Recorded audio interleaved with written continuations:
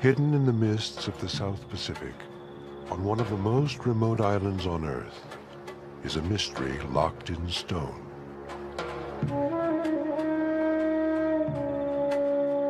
Giant human forms stand against the weathering of time. These are the mute sentinels of Easter Island, stone statues called moai. Roughly 900 moai were carved over a period of 500 years, hewn with stone tools from the volcanic rock of an ancient crater. No one knows how the many-ton statues came to stand at their sacred sites. How could an isolated culture with only the simplest tools move monoliths from the quarry to sacred platform sites scattered all over the island, some of them 5 miles away? Legend says the statues magically walked to their venerated platforms.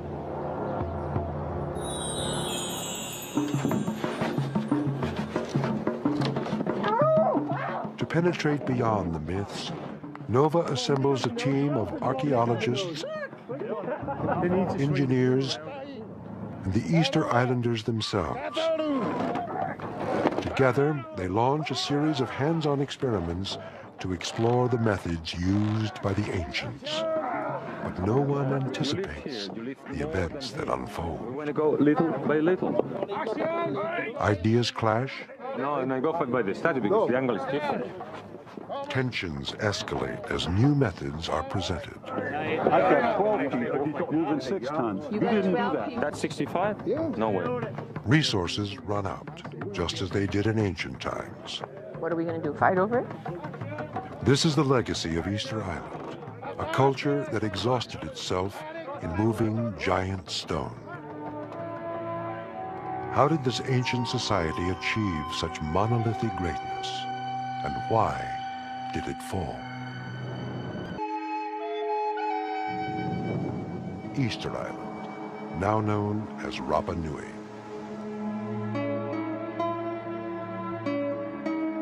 Today, treeless, windswept land rises from an infinite sea. Just 7 miles across, Easter Island is studded with volcanic craters which provide the raw material for the stone sculptures of the past.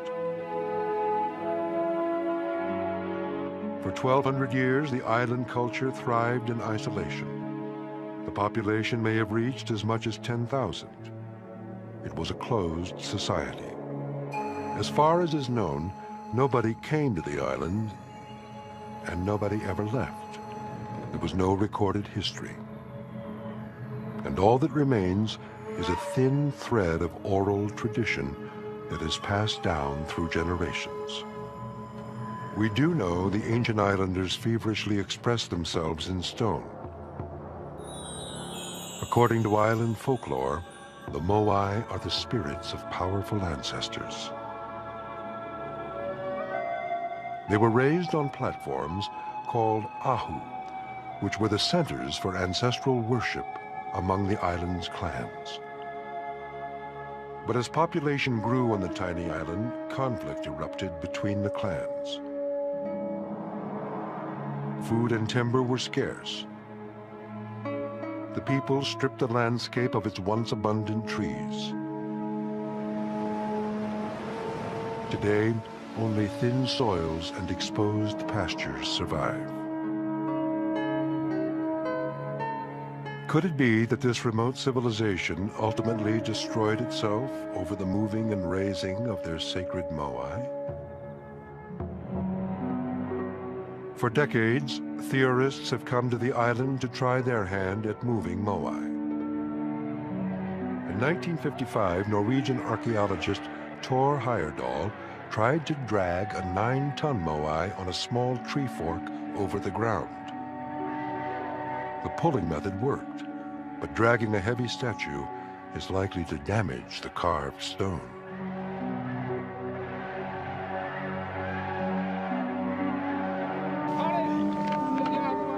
Heyerdahl returned in 1986 inspired by Rapa Nui folklore. Legends say that the human statues walked across the island to their Ahu platforms through a spiritual power called mana. Heyerdahl tried walking the 9-ton statue by rocking it forward like a refrigerator.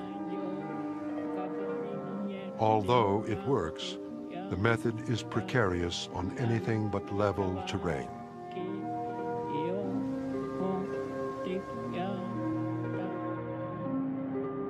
Thousands of tourists come to gaze upon the stone giants and wonder how the Rapa Nui people moved and erected them.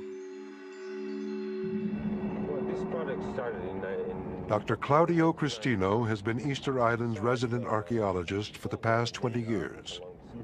He takes Wyoming architect Vince Lee to the largest Ahu on the island. It was one of the ceremonial centers on the East Coast. In 1960, a tidal wave struck the Ahu and washed the 15 massive moai inland. Claudio was in charge of restoring the site. Yeah. The statue was broken, was decapitated. I see. And just the head was 27 tons. The head alone? Just the head. And you had to put it back on and cement them together somehow? Yeah, with no... Vince's expertise is Inca stonework. He has explored how the Incas moved heavy stones and is intrigued by Rapa Nui ingenuity. Is this more like the finish that they had when they were first made? In other words, most of them that you see now more are... like here. Oh, I see. Very smooth. Yeah, sure. That's by 1%. And all of this is erosion due to weather over the years. They vary in size, but this one here at the top knot's got to be pretty big. How many tons is that? 65 tons. Wow. And is that how you erected these, with a crane? With a crane. With a crane, with 50 people, with ramps, with poles, with levers. So this gave us, for the first time, a quite clear idea of the incredible energy that was used in the past. Even with modern equipment, it sounds like it was a huge project. Even Vince and Claudio have trouble imagining how an ancient culture could have carved, transported, and erected such mighty stones without the aid of modern technology.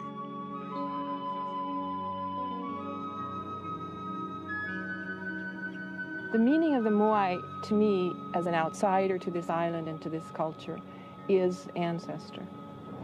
It's the link with the past. The meaning of the moai is family. Archaeologist Joanne Van Tilburg is here to test her theory of how the moai were moved.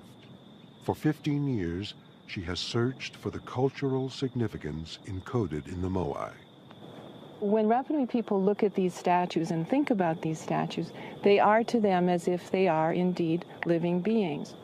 But with no written record left behind and only limited clues from archaeology, the question of how the Easter Islanders moved their moai remains elusive.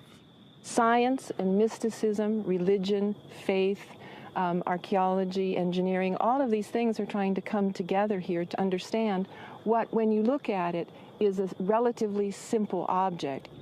It's big, there's no question about that, but it's so beautifully designed in its simplicity that it offers us the possibility of answer, and yet the answer is so deeply embedded in the culture, and much of that answer, unfortunately, has been lost.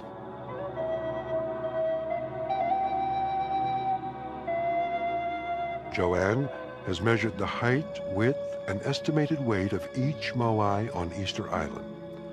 Her inventory of measurements created a digital model of a statistically average moai.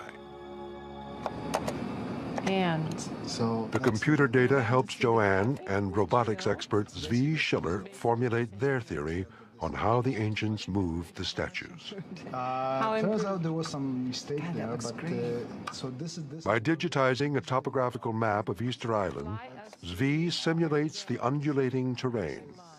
This virtual fly-through shows them a view of the island from the perspective of a moai in transit. It's up and down. This is where we actually, this is the new part. And from this digital model, a full-scale replica will be made for experiments on the island. Joanne proposes laying the statue on a triangular-shaped sled and then pulling the moai and sled over logs that roll along wood tracks. safe for the statue, it's comfortable for the statue. Our team of the statue experts is has calm. gathered on the island to So put they their have to be theories to fitted the for these test. rigs. The best way to fit them is standing them up. They will first try Joanne's log roller method. Back and get it at another time. That's an option. It's a And the other reasonable thing, option. Claudio will be in charge of raising the moai. and the people that study this culture for years know that any of these events was part of a very complex religious process that took years. I mean, Vince is the only member of the group who has explored how another ancient culture, the Incas, moved heavy stone. From an engineering standpoint, a triangle is the simplest. While engineers V. Schiller has simulated moai transportation on his computer, he's here to see if his solutions will work in the real world. Rafael Rapu, a Rapa Nui sculptor, will be the foreman for the project. What's the height? we don't care. That's not important. That's not important. Joanne's architect husband, Jan, demonstrates Joanne's moai moving Before we method. do that, the tracks are a little bit of A triangular A-frame sled will be placed on logs that will roll over rails. and then you just pull this forward, and when you run out of a roller, we're going to put another one there. You run out of a roller. They have their method. Now they need a moai. A concrete mixture of sand and stone from the island is poured into a fiberglass mold scaled up from Joanne's digital model. It is as close as the team can get to using a moai without risking damage to an actual statue.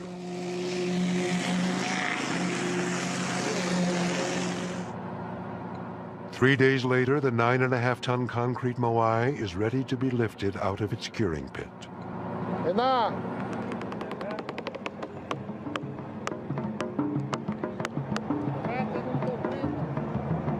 It's a wonderful thing to see this thing being born like this. Even with the aid of a crane, the moai is an unwieldy object. That's good. Drop it down and pull it back. Exactly right. Hey! Discretion. Not with this little roll. With a boom. He's gonna do it with a boom.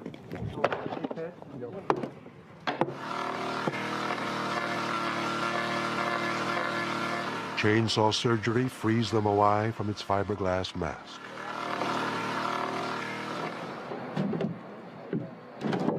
All right. Tip her over.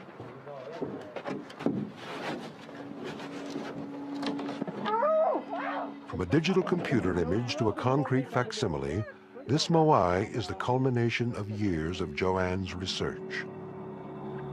People call me the mother of the moai, and right now I feel very fond of that object. So I can see how people would invest family histories and family traditions in something like this. It's very easy to do.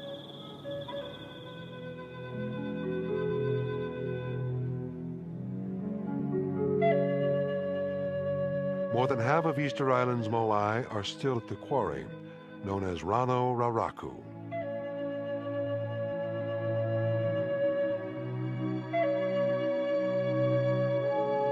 It is a mountain of hardened volcanic ash.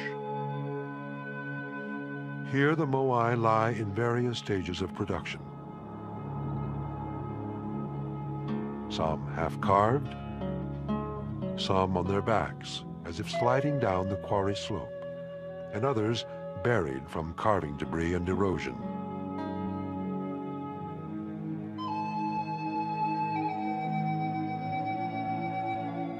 Rafael Rapu comes from a long line of Rapa Nui carvers.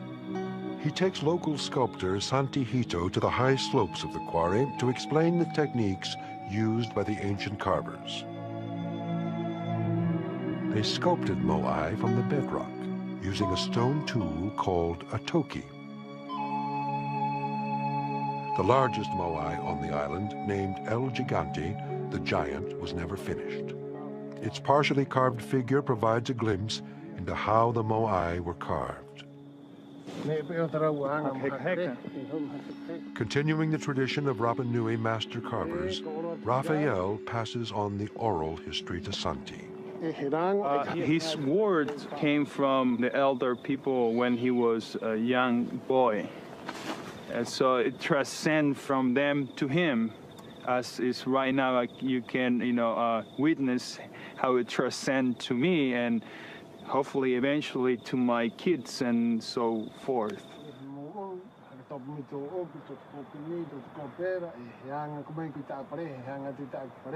Raphael explains that first, channels were carved around the body of a moai. He thinks that 20 people carved this moai over a period of time of 5 to 6 years to this stage. This is our sections of people who were, given, as your assignment. This is your section. You can carve, and you can see different, ways of doing it, and you can clearly see the talkie marks and how the people were carving and going in and make these deep cuts in the rock like this, that. The channels reached around and eventually formed a boat-like keel until the statue could be snapped off and fully extracted. This quarry was established around 900 or 1000 AD. And for a period of at least 500 years, maybe a little bit more, most of the statues that we know about were made. Well, this is a large statue of over 100 tons. This massive statue was in the process of being moved downhill. It's already detached from the mother rock, and it's extracted from the quarry, and it will end at the foot of the hill into a prepare hole to put it in a vertical position. This monstrous monolith needed certainly hundreds of people to move them downhill, to transport them to distant sites all along the coast of the island. At the base of the quarry slope, the moai were erected in prepared holes so the carving could be finished. Immediately coming out of the quarry, they came down to a prepared hole, and you can see here the remains of the keel. The main purpose to put the statues in this hole was to finish this section, and they built a very sophisticated wooden frame that was attached to the statue while standing. Then probably using soil, dirt, this debris from the carving process, they built the mounts and the ramps to move it down slope. So actually, the statue will go face down, head first on top of the rig, and we start moving on these several roads along the coast of the island. The replica moai is brought in by truck and crane to the transport site. A traditional Polynesian ceremony called an umu tahu is held. The priest's blessing acknowledges that working around a multi-ton statue can be dangerous.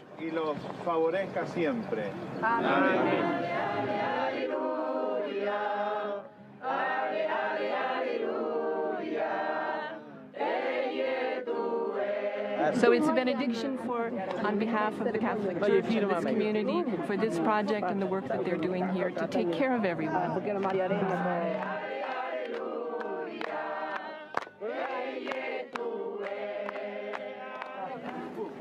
Joanne's A-frame sled is ready for the moai.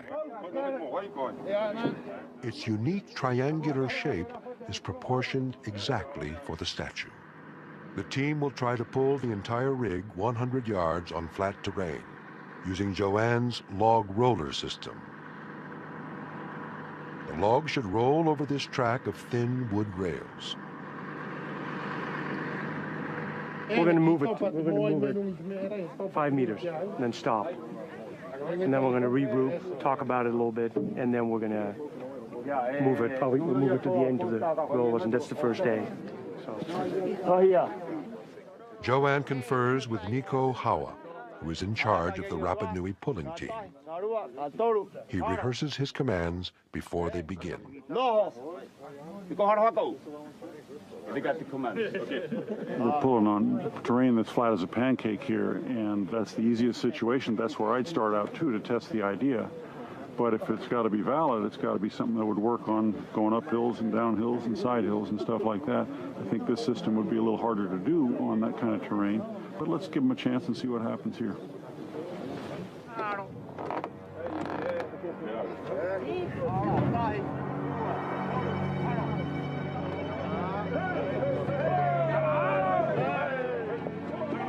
Surprisingly, the logs don't roll. They slide over the rails. Sliding doesn't roll. It rolled a little bit. It rolled a little bit. It rolled first and then slide maybe, but it slid first. We're getting all these beams in place. They're all crooked. They're all bunched up. They slid more on one side, and they stopped completely on another side. I don't know why. But now they got them all straightened out. I think we're just about ready to go again. The rollers tend to move like this, and they get stuck. So you can imagine that they had a big problem if they were going, you know, like on a very steep slope, over 5%. That would be a real problem. You see. We tried rolling. They didn't roll. They all slid. 4 are bunched up here. 3 are bunched up there. We're now going to lash them, so we simply make a sled out of it. Well, you can see what happened when they started moving their sled. Their rollers went crooked and got all jammed up underneath the sled, so they're going to have to re-rig. And actually, it's too bad, but it's not real surprising, because the use of rollers is one of those ideas that looks great on paper, but it's real hard to make it work in the real world. So what they've decided to do is pretty clever. They're going to take those rollers and they're going to tie them to the bottom of the sled, fix them so that they can't roll anymore, but they also can't go crooked. The disadvantage is going to be, because they can't roll, there'll be more friction, but I think it's going to work better. So they'll lay it back on their rails with their moai, and then they'll just slide it down the rails. I think it'll work pretty well. The hardest part is overcoming the inertia of 9.5 tons. Then the sled slides easily.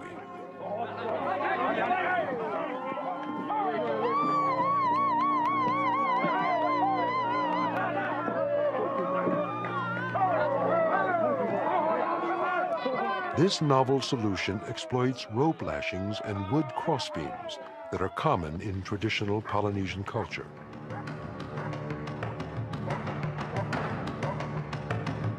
The people of the Pacific are intimately tied to the ocean.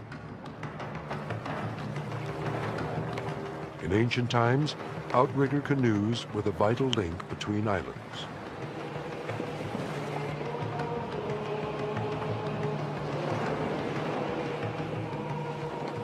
The outriggers have 2 beams that extend from the side of the canoe to prevent it from capsizing.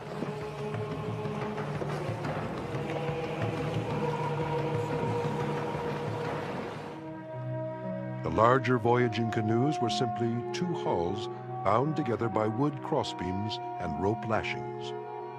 Joanne's theory is that the same seagoing technology was used for transporting moai across land. If you look down the length of this transport rig, you will see the strong triangular shape that we've created. And what we've got here, we've used basically the metaphor of Polynesian transport technology, which is essentially canoe building technology. So this is a wood rig pegged and lashed in the same way that a large canoe might be lashed. The cross beams act almost as balance beams on an outrigger canoe.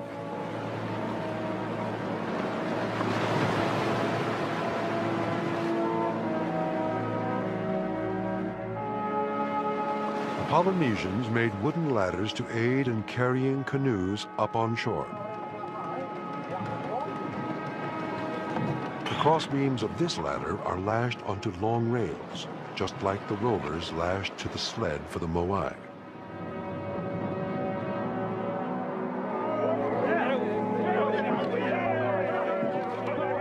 What we've done is we've taken the canoe ladder concept, which is essentially rails and crossbeams, with the moai lashed to the crossbeams, and we've just used exactly that technology, the canoe ladder, crossbeams, rails, and it works like a charm.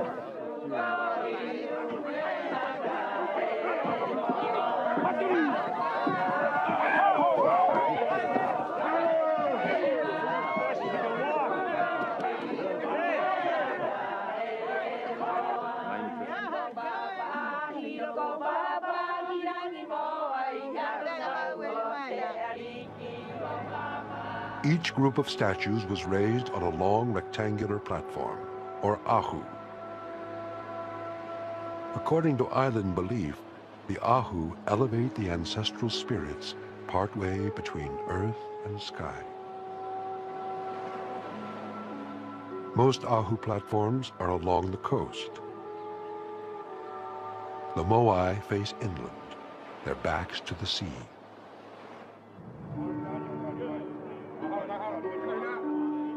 To have the moai facing inland on its ahu, the team resorts to modern machinery. Now they have to reposition the statue face down and then rotate it 180 degrees. Vince explains why. Well, everybody agrees, I think, that the moai were quarried up on the side of the cliffs and were lowered down to the bottom of the slope facing out towards the ocean. And likewise, everybody seems to agree that once they got erected on the ahu out at the seacoast, they were facing inland away from the ocean. So that means that there's one movement that you can't avoid making regardless of what transport method you use. Claudio thinks that the sled was fastened to the face of the moai at the bottom of the quarry slope, and then the whole rig was lowered onto the ground for transport across the island. And if he's right about that, of course, it means that the moai was handled face down instead of face up. But whether he's right about it or not, somewhere between the bottom of the quarry slope and the ahu platform, this moai has to be rotated 180 degrees so that once it's erected on the ahu, it's facing inland away from the sea. Now repositioned face down, the moai is rotated, but not with the tools of the ancients. You'll notice that the A-frame is now backwards from the way it was yesterday, which they did with a crane, but I mean, doing it with manpower would be somewhat of a project. It's just a shame to see all the tricky parts done with the crane, because pulling it on the level is not easy, but it's the easiest of all the moves you have to make, and that's the one we're getting to see. It'd be interesting to see the others tried by hand, because I think it'd be a major operation. Vince wonders how the islanders moved the giant statues up to the ahu platforms that line the coast. He doubts Joanne's pulling method, since there is no space for long lines of people on ropes behind the high ahu platforms. As we've seen, many of these platforms are right on the shoreline, and this is actually water out here. This is actually ocean crashing against the bottom of this wall. We have no other way to move it except long lines of pullers out here. There's no place for these pullers to work. They're all down here in the water swimming. We need some other way to get this sled up onto the platform. So watching that, it occurred to me that an improvement on this design that solves that problem would be a sled which has lots of crossbars on it so that you have many places to apply leverage. And that would, for example, enable you to get this sled up onto the platform here just using levers, and therefore nobody would be swimming out in the ocean. And incidentally, this sled works real well for the 180-degree rotation, which we've seen has to be done somewhere between the quarry and the ahu platform. If all the guys on one side lever forward and all the guys on the other side lever back, as you can see, it quite readily rotates the sled the 180 degrees. Vince has been given one day, a half-carved stone of Raphael's, and a few leftover materials to put his new idea to practice. His sled is designed for levering a moai forward when there is no room for long lines of people pulling on ropes. The lever is probably one of the first tools that primitive people learned how to use. It was really the only way they had to multiply the force of an individual person's muscle power. The crossbeams act as leverage points for the men to push against. Okay, what we're trying to do now is just demonstrate rotating the moai on this sled. And by putting skids under and having the people on one side go to the rear, the people on the other side go to the front, and the people in front and back go to each side, as you see, we can rotate it. Okay. Well, I think it's an interesting experiment. The main problem we have here is that certainly the frame was, built without knowing the weight of the block. So certainly we have a problem there. It's tending to bend a lot. And it's not because the method doesn't work, it's simply because it was not carefully, designed for that block of rock.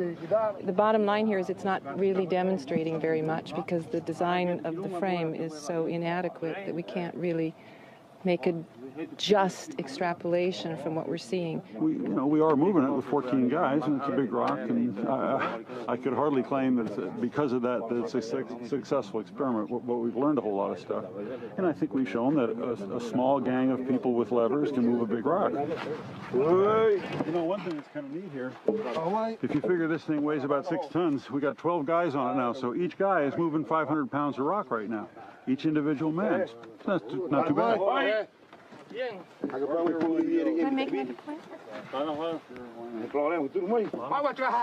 would say that to turn the moai on the frame we designed doesn't require the intricate ladder that we have here. We could have done it in a simpler way.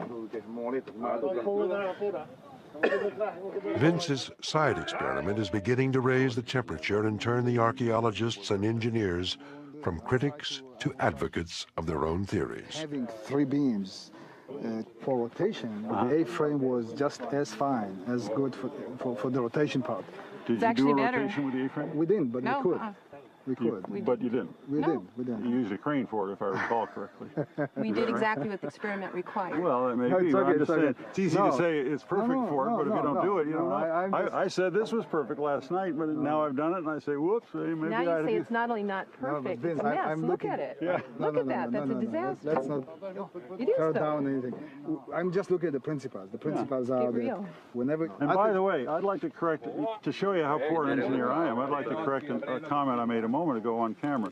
I said each of these men was moving 500 pounds. If that's a 6-ton rock, each man is moving 1,000 pounds. Now you can call it poorly designed if you want, but you have 40 people who move 9 tons. I've got 12 people moving 6 tons. You You've got didn't do 12 that. people. Excuse me. Yeah. You've got 12 people turning 6 tons. Well, we moved it too. You saw it. You saw it move. difference, No, you saw it move. I did. Yeah. You're right. I saw it move. Congratulations. Well, sure. Good for you. Could similar arguments have divided the ancient stone movers? The whole idea here, we're trying to move an 80-ton rock. You better make most use of your people. And did the early islanders fight over the politics of moving sacred stone? During the 1600s, life on Easter Island was in crisis. The island had become overpopulated with thousands of people, all competing for the dwindling supply of food. Warfare broke out. And in the ensuing power struggle, there was growing rivalry to carve larger statues to appropriate the spiritual power of mana. When the whole society embarked in this religious sculpture compulsion, reducing the amount of people that was actually producing food, for example, creating some sort of imbalance that at the very end led to a crisis and to the collapse of the whole culture. Resources were quickly disappearing. The last precious trees were cut down as the demand for timber to raise and transport moai escalated.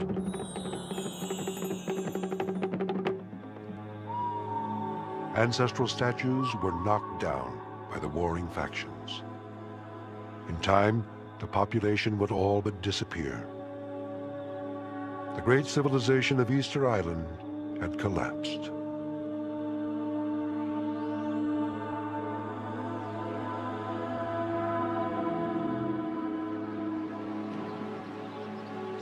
A fallen moai lies beside a stone ramp leading to an ahu platform. Claudio walks along the back wall. This ahu, abandoned in mid-construction, shows how the islanders moved their moai onto the elevated platforms. The main device that was used to lift statues was a stone ramp. Ramps were made from the limitless supply of lava rock scattered all over the island. Ascending the stone incline, a moai would finally arrive at its high pedestal stone, which often overlooked the sea. This statue was going to be placed in that ahu using the ramp just described, and we know that the process was never finished because the eye sockets were never opened. Moais are completely finished at the quarry several miles from here, except for the eye sockets, which were open when the moai was erected on top of the ahu. At that very moment, it became alive and acquired the supernatural power and the ability to communicate to the ancestral world. At the beginning of another day of testing Joanne's Moai transport theories, Vince surveys the ramp that was made for the experiments. So Claudio, the way I get it, the platform out at the end where those guys are standing is what remains after the project, but this is just a construction ramp, is that right?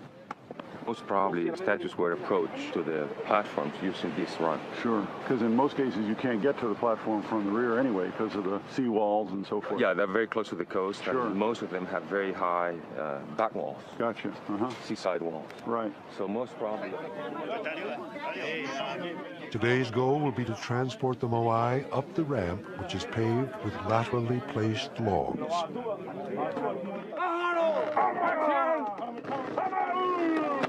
They start on flat terrain in front of the ramp.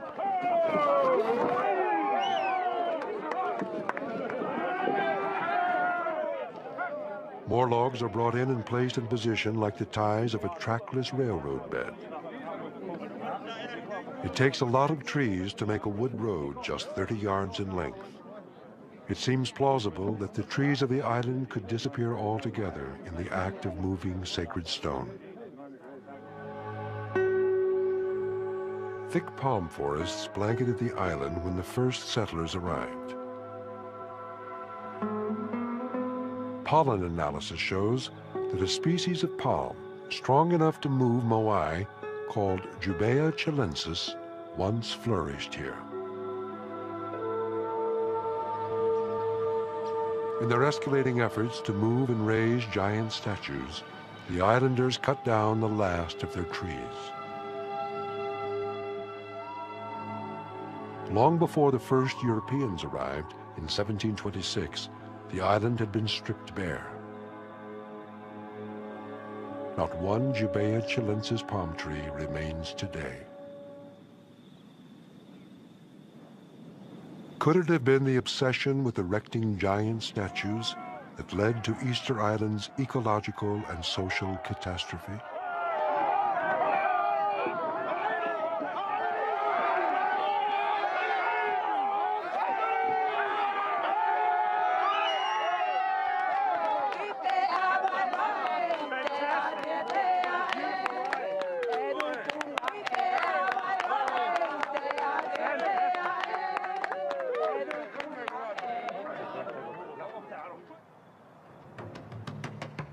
The next day, the team faces the challenge of moving the Moai the last 6 feet to the pedestal stone. Joanne's team will now test a different method that gives extra mechanical advantage to the Moai movers. The team has been reduced to 20 people. They've actually done something quite clever here. What they've done now is they've tied the rope from the sled to a lever, a big lever beam, and they've got a big crew over here pulling the lever beam with a rope attached much higher on the pole. And the reason that's so smart is because they get a huge mechanical advantage. In order to move the sled 1 foot here, they'll have to pull 4 feet here, but they'll pull with 4 times the force. So in effect, it's like quadrupling the number of people pulling on the load. So as they pull the pullers back here, they basically have 4 times the force working on the sled by doing it this way.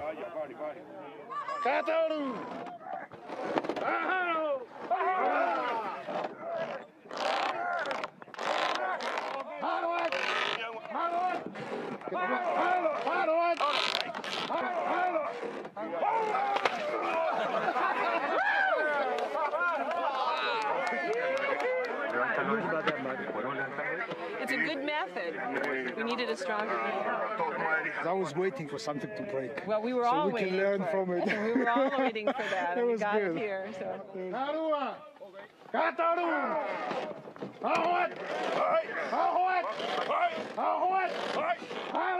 With a smaller workforce, it has taken an entire day to move the final 6 feet. The last few days of experiments have led Joanne to conclude that there may have been more than one method for moving Moai. I have learned that the statues lend themselves very well to manipulation. They're well balanced, they're well designed, you can attach rigs to them, you can change them. I think people would think on their feet and develop methods for moving these statues that were adapted to each individual statue.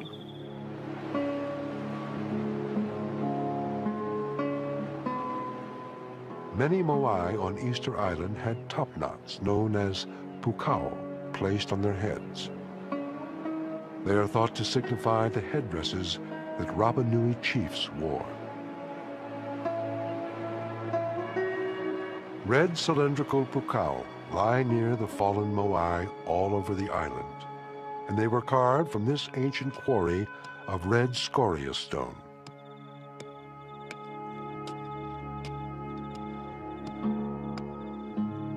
Raphael carves an authentic pukao for the replica Moai. He uses a basalt toki, the tool used by the ancient sculptors to carve island stone. Raphael passes on the age-old technique to Santi. Raphael says it is the scoria rock which is used to make the pukao because it is light and people are able to take this pukao across the island to different sites and place it on top of the Moai. Rapa Nui society supported specialist craftsmen. The master carvers held an elevated status in the community. So there were master carvers who were dedicated to just carve pukaos. They never worked with the rush of time. There was no time frame. It's all based on mana and religion. And in our modern time, we'll succeed, I think. The team must now figure out how to raise the Moai. They use levers to lift the load inch by inch, while stones are carefully placed underneath. Slowly, the Moai will be jacked up to a vertical position. The pukao is now ready to be added to the load. Not all Moai had pukao, and we don't know how the islanders raised them onto the statues. The Rapa Nui men devise a simple pulley system for rolling the 1-ton pukao up the short ramp.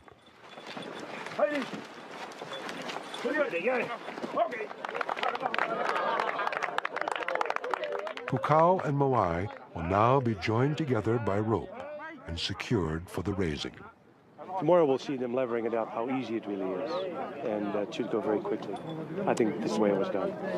I'm not sure. I mean, it's also possible. It's possible to raise the two together, but it's also possible to raise the statue first, and then if the statue is deserving of a pukao, maybe then they put the pukao second. But the problem is when you do the statue and then do the pukao, you have to do everything twice. This took days, and then you have 2 more days of doing it.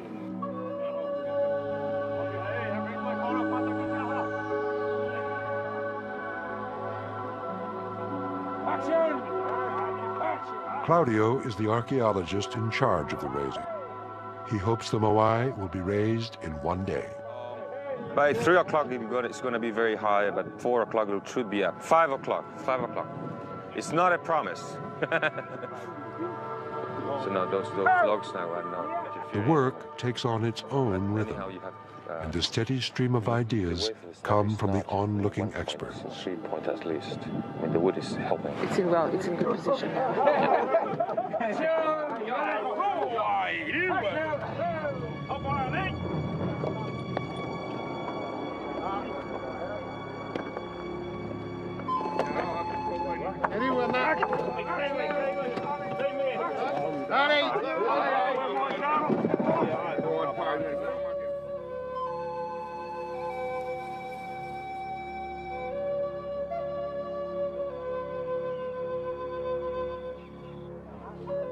The pile of rocks jacking up the Moai gradually grows higher.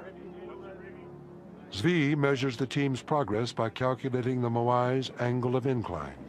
30? Exactly 30. You're off. How much? We're going to go with about 34. Oh.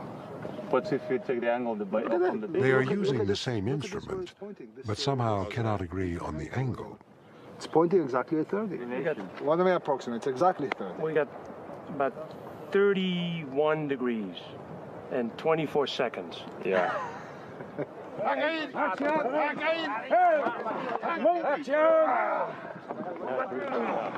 Now it really moved. From about 30 degrees, we're now approaching probably 40.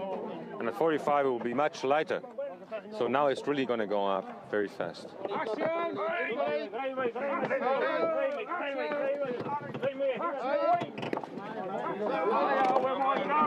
35, went up 5 degrees. The statue of the frame. I go by the frame. No, and I go by the statue because the angle is different.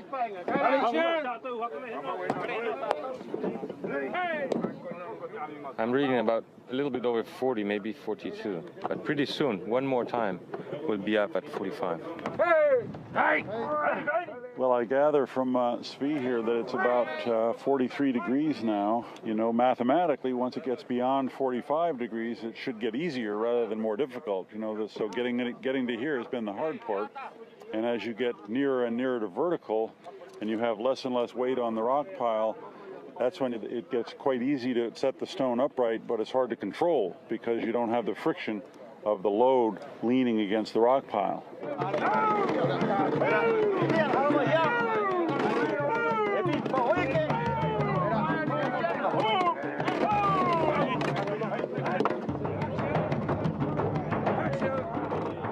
With a growing rock pile to clamber over, the men find the work tricky and the moai unstable. Zvi becomes even more interested in their rate of progress. 49.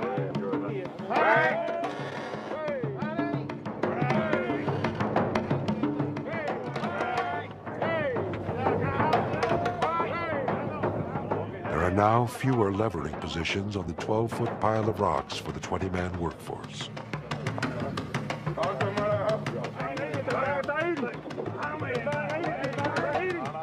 They must all find a place on just 3 levers.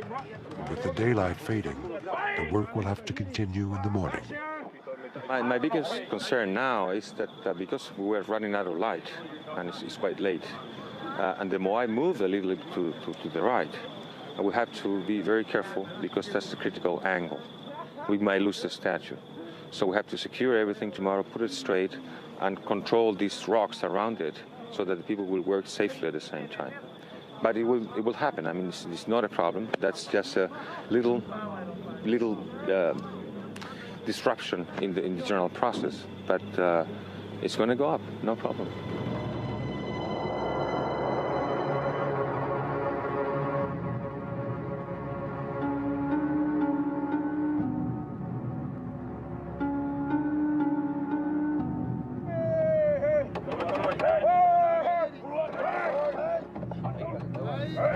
In 2 movements, it should be up, but we have to go very slowly because this can come with all the way this way.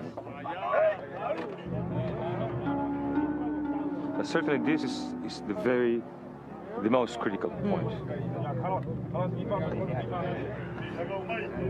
61, approximately.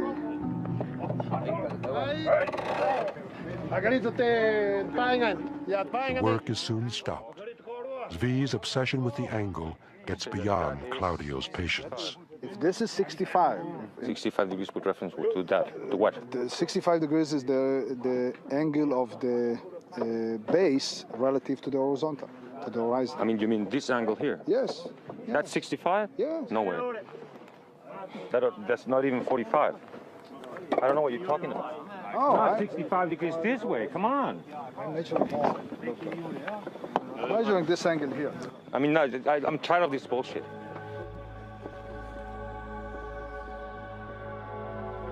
It is a simple misunderstanding. Shit. Great efforts will often bring out great passions. Time, effort, and resources are all at play in this arena of larger-than-life stone moving.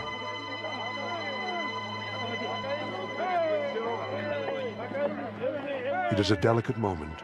It must be played out with brute force. Claudio and Raphael watch for signs of twisting.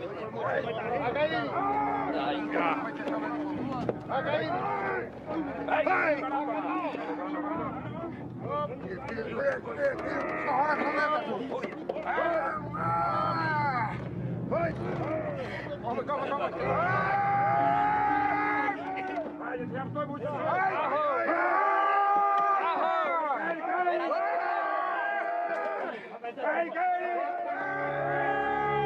may never know how the Moai were moved or raised, but by a revealing stroke of fate, the methods tested here have taught us as much about ourselves as about the ancient Rapa Nui.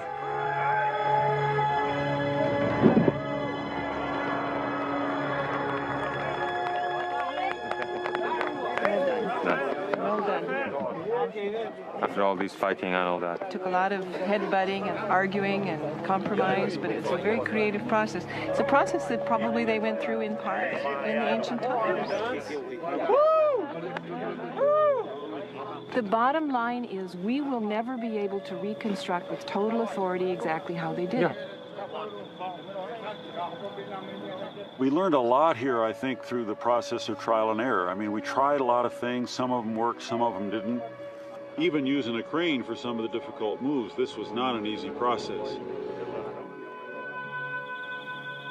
I came here with a process in my head that I was going to try something, and I'm going away with more questions than answers, as I always do. But it wasn't until I saw all the people lay hands on this statue, which started out as nothing more than a cement piece, did I understand fully what it means for a statue to take on cumulative history of all of our efforts. All the power of the carvers, all the power of the masters who moved these things. They became the families they represented.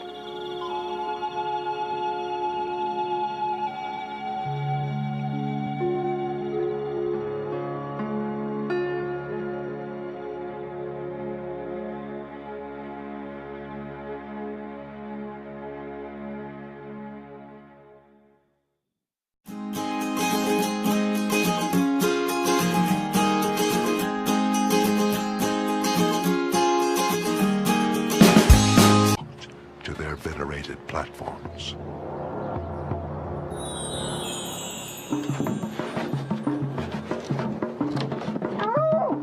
To penetrate beyond the myths, Nova assembles a team of archaeologists, engineers, and the Easter Islanders themselves. Together, they launch a series of hands-on experiments to explore the methods used by the ancients. But no one anticipates the events that unfold. We want to go little by little. Ideas clash. No, and I go by the statue because the angle is different. Tensions escalate as new methods are presented. I've got 12 people moving 6 tons. You didn't do that. That's 65? Yeah. No way. Resources run out, just as they did in ancient times. What are we going to do, fight over it?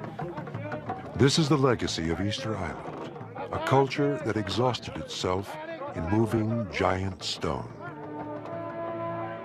How did this ancient society achieve such monolithic greatness? And why did it fall? Easter Island, now known as Rapa Nui.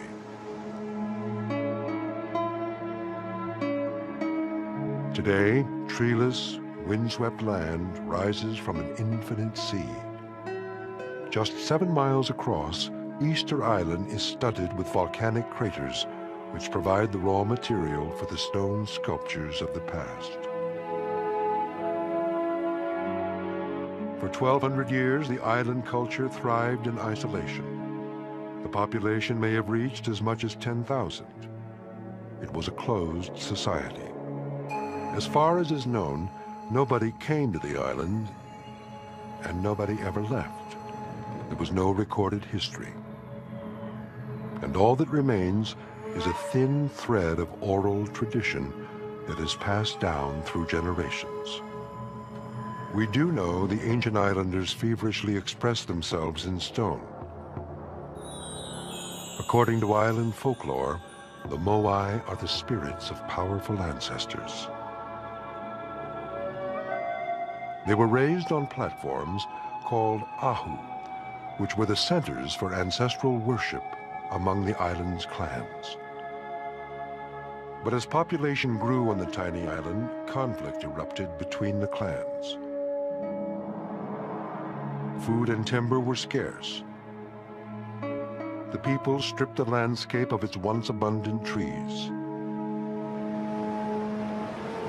Today, thousands of tourists come to gaze upon the stone giants and wonder how the Rapa Nui people moved and erected them. Well, this project started in Dr. Claudio Cristino has been Easter Island's resident archaeologist for the past 20 years. He takes Wyoming architect Vince Lee to the largest ahu on the island. It was one of the ceremonial centers on the East Coast.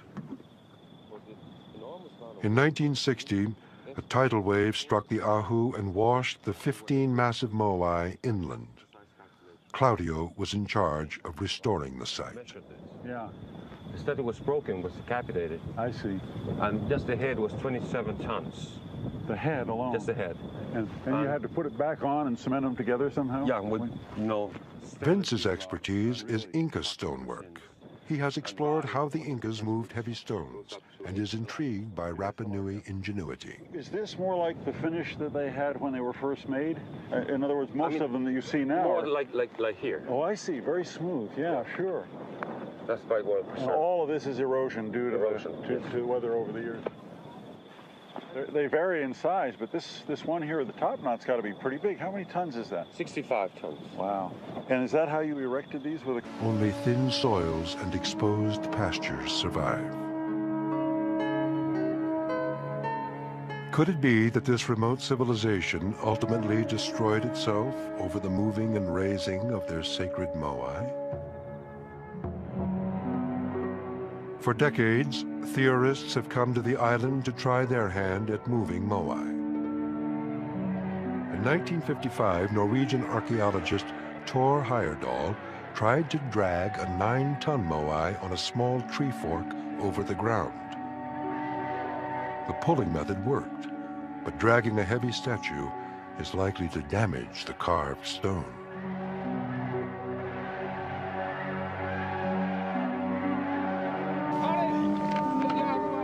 Heyerdahl returned in 1986 inspired by Rapa Nui folklore. Legends say that the human statues walked across the island to their ahu platforms through a spiritual power called mana.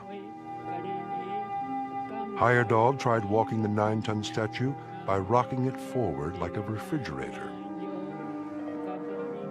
Although it works, the method is precarious on anything but level terrain.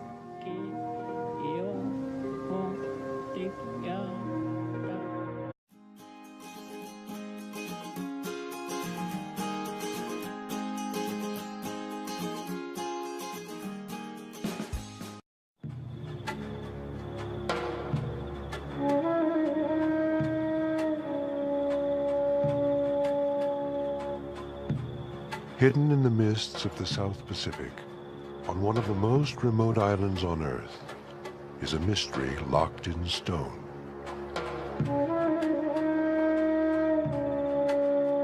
Giant human forms stand against the weathering of time. These are the mute sentinels of Easter Island, stone statues called moai. Roughly 900 moai were carved over a period of 500 years, hewn with stone tools from the volcanic rock of an ancient crater. No one knows how the many-ton statues came to stand at their sacred sites. How could an isolated culture with only the simplest tools move monoliths from the quarry to sacred platform sites scattered all over the island, some of them 5 miles away? Legend says the statues magically walk